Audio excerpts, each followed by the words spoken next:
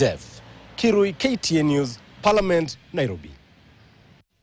Now, during his vetting, Labour and Social Protection Cabinet Secretary nominee Alfred Mutua has denied knowing Judy Chepchirchir, the CEO of First Choice Employment Agency. Mutua addressed past controversies from his time as Machakos governor and outlined his achievements during his reign at the Tourism Ministry. Others who face the vetting panel are Cabinet nominee for Public Service Justin Muturi and CS nominee for Gender Stella Soi Langat. Our reporter Vera Moral has the details. Is that you are closely associated to a Miss Judith of First Choice Employment Agency. There are clips of you introducing her to the president.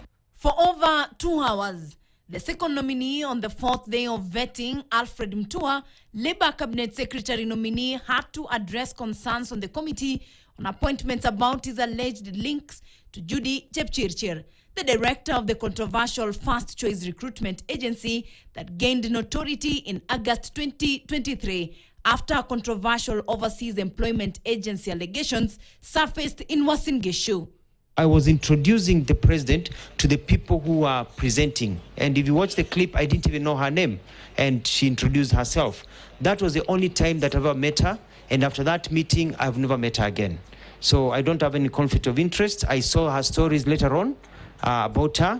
And those are things that, you remember when I was the Minister of Foreign Affairs, I'd even called a meeting to discuss these issues of rogue employment agencies. Mutua also outlined his achievements during his reign at the Tourism Ministry, saying the number of tourists has grown courtesy of the structures he helped set up, where he disclosed that by the end of the year, they are expecting up to 3 million visitors, and the numbers are expected to hit 5 million in the next 1.5 years. I have worked in Kenya in media houses as a journalist.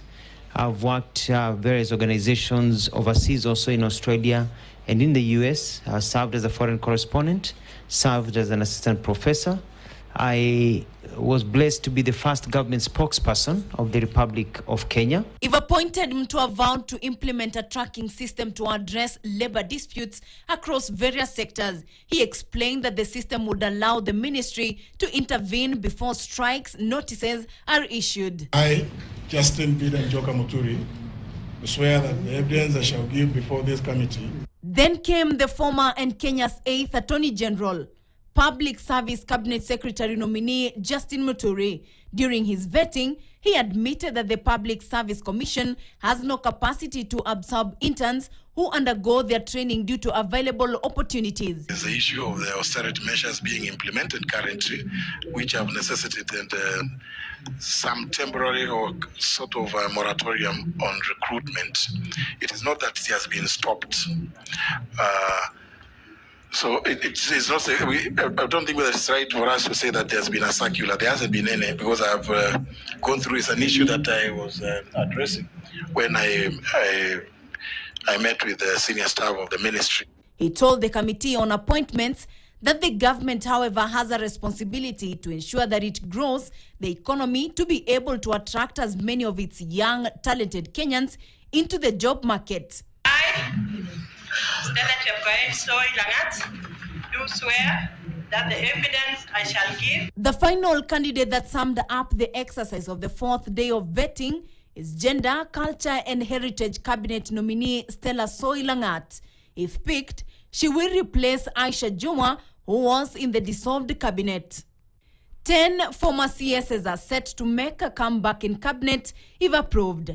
Vetting of the Cabinet Secretary for East African Community Affairs nominee Beatrice Askul and Attorney General nominee Dorcas Oduor will happen on August 9th, 2024.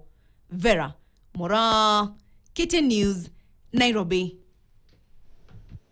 Well, we'll keenly follow up the vetting process till its logical conclusion and keep you updated on the developments. Now, meanwhile, President William Ruto has continued with his calls